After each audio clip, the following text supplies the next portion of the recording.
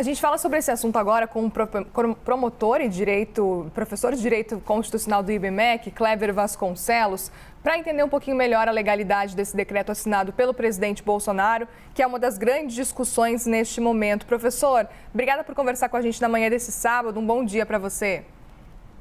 Bom dia, Muriel. Bom dia, Kenzo. É um prazer estar aqui com vocês. Professor, eu preciso começar te perguntando primeiro qual que é o seu entendimento com relação a essa decisão do presidente Bolsonaro. Na sua avaliação, esse decreto é constitucional? Olha, Muriel, o decreto de graça, que é o indulto individual, ele beneficia uma determinada pessoa. Portanto, não pode se falar em violação do princípio da impessoalidade, como foi dito. Porque, evidentemente, ela é direcionada a um determinado indivíduo. Diante desse argumento, há evidente constitucionalidade do decreto de graça.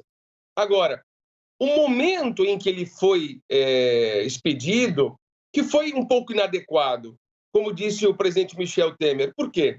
Porque a graça, Muriel, Kenzo, a graça, ela não anula a condenação. Ela anula os efeitos penais da condenação.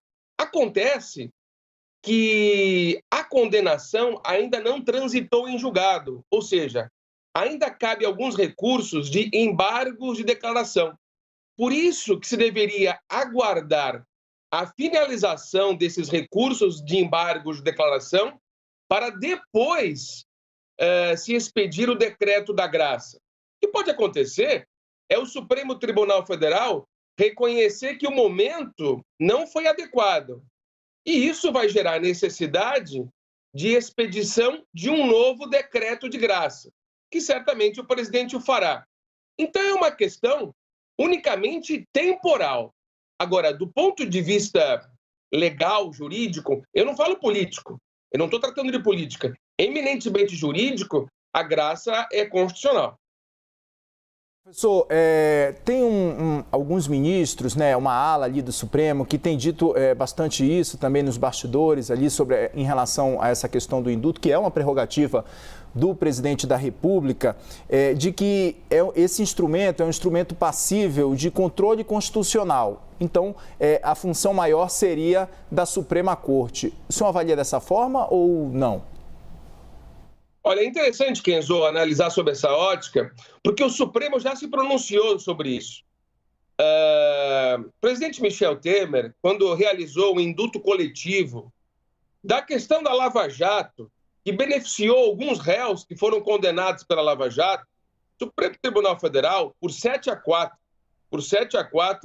reconheceu a constitucionalidade daquele decreto de indulto coletivo. Então, a jurisprudência majoritária do Supremo é pacífica no sentido de que o presidente tem essa prerrogativa. Ainda que cause algum transtorno político, esse é um ato, a graça e o indulto, não é um ato jurídico. É um ato que envolve a soberania do presidente da República em relação ao exercício das suas funções.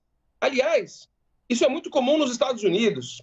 O presidente norte-americano tem o costume de determinar indulto, graça, de maneira ordinária. Então, eu creio que o Supremo Tribunal Federal não vai entrar nesse ponto do mérito, porque a questão é eminentemente política.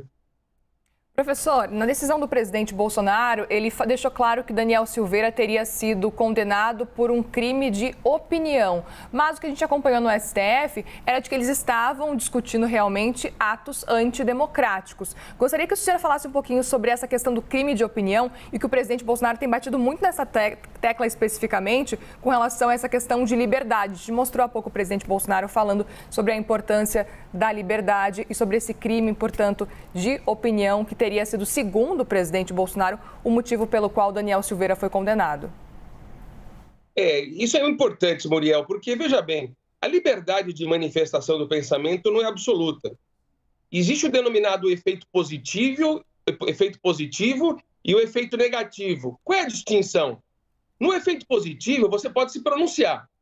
No efeito negativo, você não pode se pronunciar ofendendo terceiro ou ofendendo a instituição que lhe dá o direito de se manifestar, que é o regime democrático.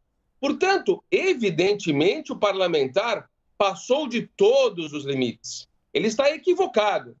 Foi uma série de equívocos que se aconteceram durante esse processo. Por quê? Porque, primeiro, o inquérito deveria tramitar na Polícia Federal. Tramitou no Supremo Tribunal Federal. O parlamentar passou extremamente dos limites. Passou. A pena foi um pouco exagerada. Foi. E o presidente deu o decreto da graça no momento inadequado. Então, essa sucessão de erros é que confunde as pessoas. É bom que fique claro que a questão tem que ser tratada com tranquilidade, com serenidade, e que não foi tratada por esses poderes que se manifestaram dessa forma. A gente acaba politizando algo que seria eminentemente jurídico, mas não tem como sair desse imbróglio todo. Agora, se vocês me permitem, há um dado muito importante em que as pessoas não têm debatido, que é a inelegibilidade do parlamentar. Se você me permitir, eu traço uma análise sobre isso. Claro, era exatamente desse ponto que eu queria pegar, professor, sobre essa questão da inelegibilidade, né? Essa palavra final, agora, fica para quem ali? Fica para a Justiça Eleitoral? Vamos lembrar aqui, né, que quando for feita, principalmente a Justiça Eleitoral vai fazer análise do pedido de registro de candidatura a partir de agosto. Ficaria para a Justiça Eleitoral, na sua avaliação, professor? Olha, muito bom. Esse é o ponto, Kenzo. Vamos lá. É o seguinte, os efeitos da graça são efeitos eminentemente penais. Os efeitos secundários, que é o dever de indenizar, e a inelegibilidade, não são atingidos pela graça. O parlamentar, sendo condenado, os crimes pelos quais ele foi condenado não estão previstos na lei da ficha limpa. Não. São crimes que não estão contidos lá. Porque nem todo crime gera inelegibilidade. Agora, todo crime transitado em julgado, toda ação penal transitada em julgado, suspende os efeitos dos direitos políticos. Esse é o ponto.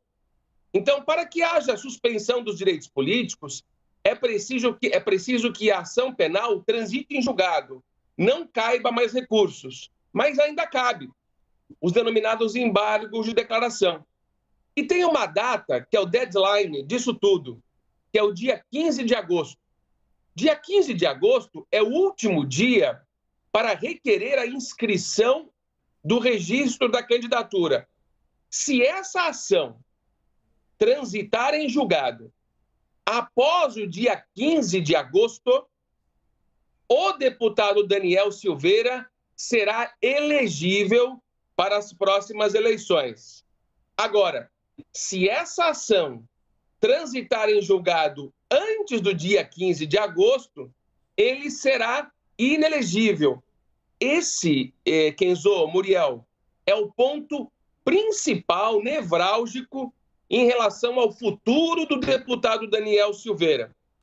Pouco se tem falado sobre isso, mas aqui é a parte principal que envolve a questão da continuidade ou não da vida política do deputado Daniel. É um ponto muito importante o senhor lembrar isso, professor, até porque a gente ouviu, por exemplo, o líder do governo na Câmara, Ricardo Barros, e ele falou justamente isso, que sim, ele estaria elegível de qualquer forma, que Daniel Silveira estaria sim concorrendo às eleições deste ano, mas tem esse ponto muito importante que o senhor lembrou, de 15 de agosto. Aproveito para chamar a nossa analista de política, Basília Rodrigues, direto de Brasília, que traz mais informações. Também vem fazer uma pergunta nesse nosso bate-papo. Basília, bom dia. Bom dia, Muriel, Kenzo, tudo bem? Doutor, muito obrigada pela entrevista aqui nesse sábado de manhã.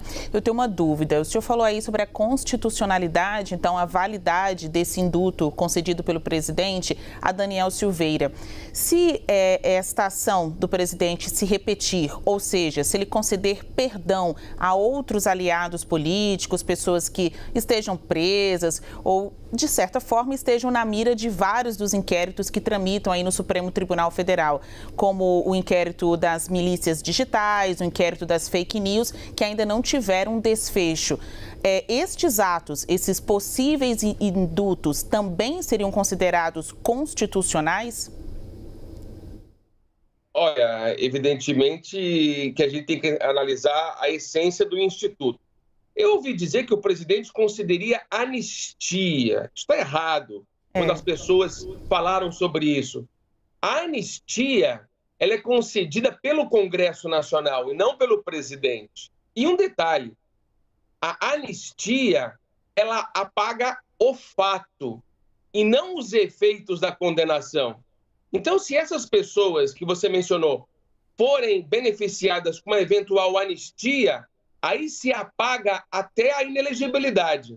A anistia, ela tem a capacidade de apagar a situação fática, não os efeitos jurídicos de uma condenação. Agora, evidentemente, o uso excessivo do perdão criminal, do indulto e da graça, isso pode causar uma comoção.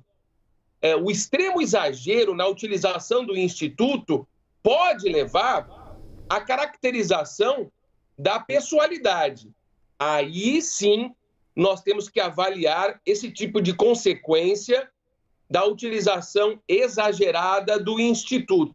Agora, do ponto de vista da utilização pontual, não costumeira, isso é uma tradição do direito anglo-saxônico, alemão, germânico, norte-americano, e também aqui do direito latino, sul-americano, que nós adotamos e copiamos da Constituição, da legislação americana.